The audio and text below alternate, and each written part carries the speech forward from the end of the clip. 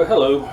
I have a few tomatoes that if I don't put them up, they're going to go bad on me.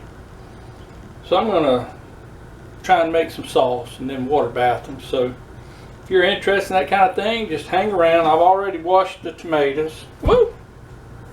Some of them's got a few bad spots on them.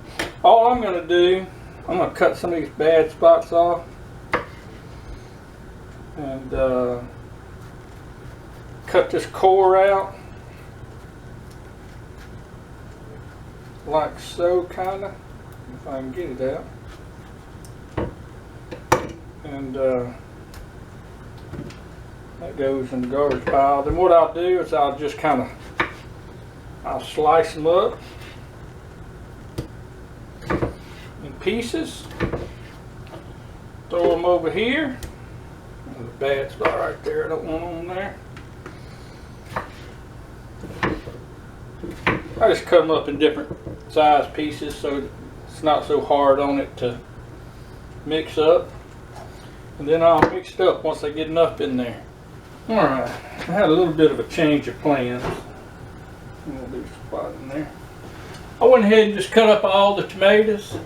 I'm putting them in this pot. I put a little bit of water just so it wouldn't burn or stick to the bottom. I got it on about a medium high, about 6 on my oven or my stove.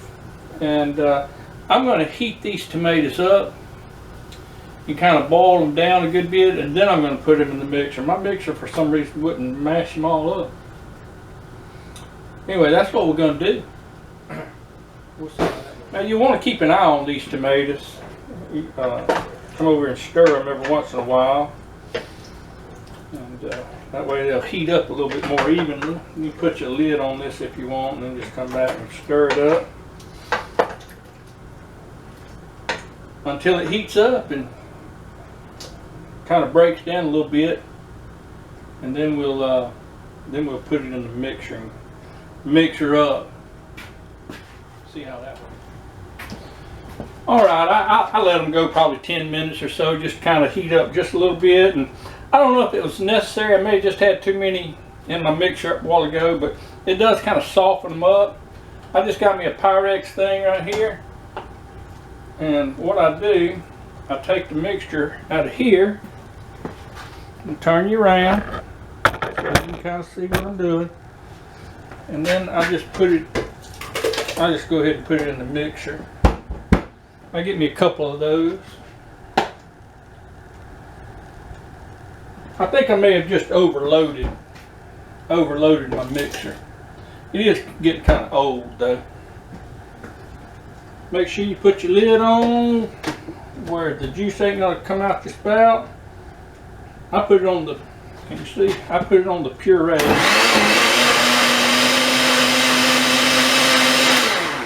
It don't take long. I'll take it off, and I'm just pouring this in a bowl I got over here, and I'm going to put it all back in the pot here in just a second, and then I'll let it kind of heat up and then kind of condense down. What's the word for that? It just kind of, it thickens up, is what it does basically, because I'm making sauce. This is basically what it looks like after I pureed it. You can kind of see the thickness. Still kind of thin. And I'm just gonna let it simmer for a while. I don't know how long, and there is no set time as far as how long you do it. It's just you get it down until however thick you want it. And I generally don't let it go just a long time because I'm really impatient. But I think it'll be alright. I mean, it's tomato sauce. You can use it in whatever, right? It'll be good. Let me show what else I like to do. I'm going to measure out a 1/4 teaspoon of, see if it's got a label on it, citric acid. This just assures that I'm getting enough acidity in the tomatoes. Sometimes the tomatoes don't have enough acidity, whatever. And this just kind of assures that when I water bath it, since it's not pressure cooked, it's just a water bath, this just kind of assures that it's got enough acidity in it so it'll preserve it right. I only got 3 little jars because I didn't have that many tomatoes right now. They just now starting to come in, but I didn't want them to ruin, so I went ahead and canned what I had so they wouldn't go to waste. And then I just kind of mixed the citric acid in there, and I'll put a lid on it.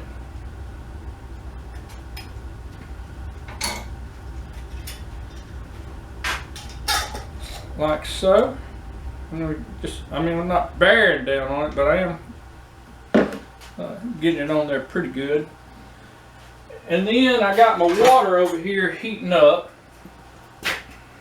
Get you over here where you can see.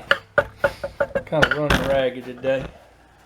This is just a thing to keep the jars off the bottom of the pan. I'm going to put that in the bottom there, let it sink. I'm going to put these jars in here. But what I'm going to do, I'm going to add water till it gets about 1 inch or so over the top of my jars, and I'll show you that in just a second. But then once it gets there, I'm going to heat it up till it gets to be a good boil, and I'll time it for 35 minutes. As you can see, I got 3 jars of tomatoes, and I just put an extra one in there just to kind of, I don't know why, but I did. Anyway, I got the water about 1 inch or so above the tops of my jars, my tops of my lids, so it's covering it about 1 inch. And I'm going to let it get to boiling here just a little bit more. And I'm going to set my timer and let it boil for 35 minutes.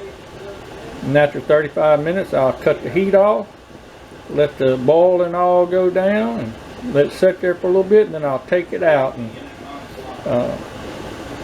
I'll show you what we got. Well, it took a few minutes for it to cool down. Actually, I got busy doing something else. Just ignored the cookies right there. And that's 3 jars of salsa, or not salsa, or tomato sauce. I know it's not much. I didn't have many to do, but our aroma tomatoes are starting to come in, and so we'll do a little bit here, a little bit there, and before you know it, we'll have us a storeroom full of tomato sauce we can use all the year round. Thank y'all so much for joining us today. If you would like and subscribe, and we'd appreciate it very, very much. God bless.